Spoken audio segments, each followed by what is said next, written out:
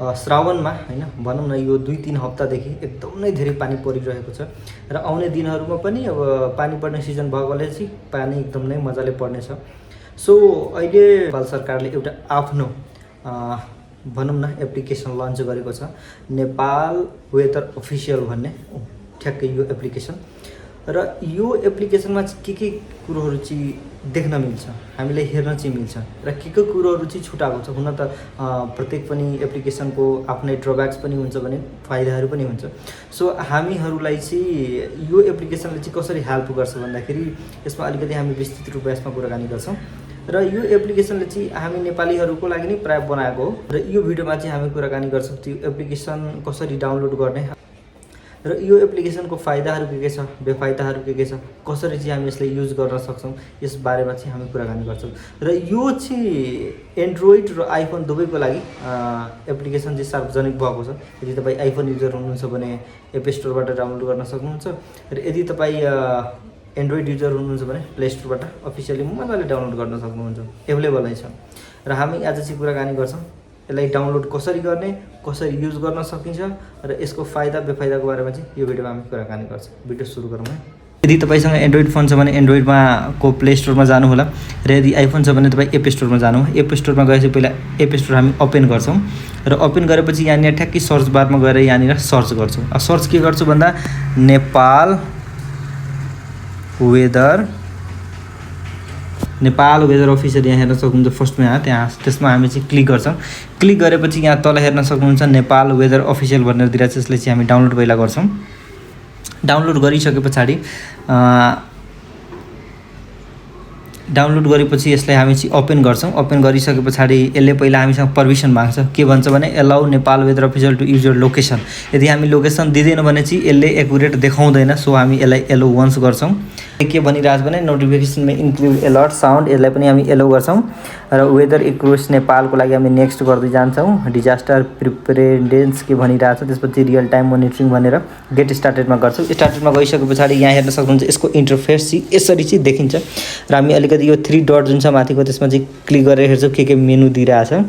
So यहाँ हेर्न सक्नुहुन्छ नेपाल वेदर अफिसियल फाइल्ड, अनि त्यसपछि सिटिजन एक्सेस भनेर दिइरहेछ। Weather forecast, map, saved places, अनि त्यसपछि प्रोफाइल एबाउट डिएसएम भनिरहेछ।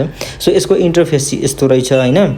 ओपन गर्ने बित्तिकै यसको इन्टरफेस र यसले अटोमेटिक चाहिँ लोकेसन अन गरिसके पछाडि यसले अटोमेटिक चाहिँ लोकेसन पिक गर्छ। यसले काठमाडौँ बागमती नेपाल देखाइरहेछ भने 27 डिग्री सेल्सियस फिल्स लाइक 27 नै हो।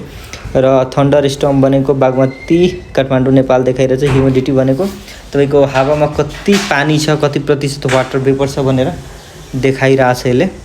र यसले देखाउँदाखेरि चाहिँ तपाईँको 91 देखाइरहेछ भने यहाँ हेर्न सक्नुहुन्छ तल अलर्ट र वार्निङ छ। वार्निङमा जाँदाखेरि तपाईँको 2 घन्टा गाडी 18 घन्टा गाडी यसमा चाहिँ नोटिफिकेसन आउँछ। त्यस पछाडि डे 1 डे 2 डे 3 भनेर यहाँ तपाईँले हेर्न सक्नु पनि हुन्छ गएर। यसमा अहिले केही पनि देखाएन, हामी ब्याक जान्छौँ। ब्याक गइसके पछाडि यहाँनिर अलिकति क्विक एक्सेसतिर थिच्छौँ। क्विक एक्सेसमा यहाँनिर दिन्छ वेदर फोरकास्ट। तपाईँले यहाँनिर वेदर फोरकास्ट हेर्न सक्नुहुन्छ। त्यसमा एयर क्वालिटी, फिल्स, कतिको टेम्परेचर कति छ र कतिको फिल भइरहेछ अहिले त्यो पनि देखाउँछ। रेनको चान्सेस कति छ, आज कति एमएम चाहिँ पानी पर्छ त्यो पनि यहाँ छ। रेन टुडे भनेर 26.8 एमएम। विन्ड भनेको हावा कतिको रफ्तारमा चलिरहेछ। ह्युमिडिटी वाटर वेपर कति छ त्यो पनि हेर्न मिल्छ। त्यस पछाडि यहाँ हाई अल्टिट्युड छ। हाई अल्टिट्युडमा जानुभयो भने त्यो रेन्जहरू, हिमालयन्सको रेन्जहरू कहाँ के छ, टेम्परेचर सबै कुरो हेर्न मिल्छ।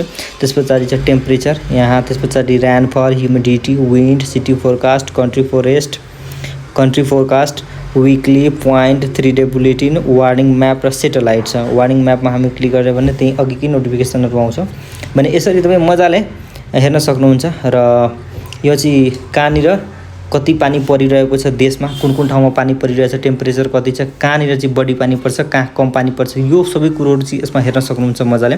भने यसको अलिकति बेफाइदा मलाई चाहिँ के लाग्यो भने कुन ठाउँमा चाहिँ बाटो ब्लक छ, पानी परेर पहिरो गिरेर त्यसको चाहिँ अपडेट दिँदाखेरि एकदम नै राम्रो हुन्थ्यो। हामीले पनि यात्रा गर्न पनि या अरू साथीहरूले पनि एकदम सजिलो नै हुन्छ। त्यो चाहिँ यसमा इन्क्लुड गरिएको छैन। सो यदि इन्क्लुड गर्यो भने सरकारले डिपार्टमेन्ट अफ हाइड्रोलोजी एन्ड मेट्रोलोजीले एकदम नै राम्रो हुन्छ। र कुन ठाउँमा चाहिँ बाढी पहिरो जान सक्छ, कुन ठाउँमा चाहिँ जोखिम छ, यो कुरोहरू पनि यसमा चाहिँ अपडेट दिइसक्यो भने र कता कता खोला नालामा पानीहरू चाहिँ एकदम डेन्जर लेभल पार गरिसकेको छ, कता गरेको छ, कता गर्नेवाला छ, त्योहरू पनि यसमा यदि अपडेट ल्याउँछ भने सरकारले एकदम नै राम्रो हुन्छ भनौँ न। नेपाल सरकारले एकदम राम्रो नै एप्लिकेसन बनाएको छ र राम्रो एउटा कदम पनि हो होइन। र यो एप्लिकेसनमा चाहिँ के कुरो अझै थपिन पाए होइन एकदम राम्रो हुन्थ्यो, हामीलाई चाहिँ सजिलो हुन्थ्यो भविष्यमा गएर कतै ट्राभल गर्नु पऱ्यो भने प्रि प्लान गर्नुको लागि 3 दिनसम्मको वेदर हेर्न मिल्ने बनाएको छ र कतिको चाहिँ यो चाहिँ एकुरेट छ। तपाईँहरू युज गरेर यसलाई चाहिँ फिडब्याक दिन नभुल्नु होला र कमेन्टमा चाहिँ एकदम लेख्न नभुल्नु होला के चिजमा थपिँदाखेरि चाहिँ राम्रो हुन्थ्यो त नेपाल सरकारले।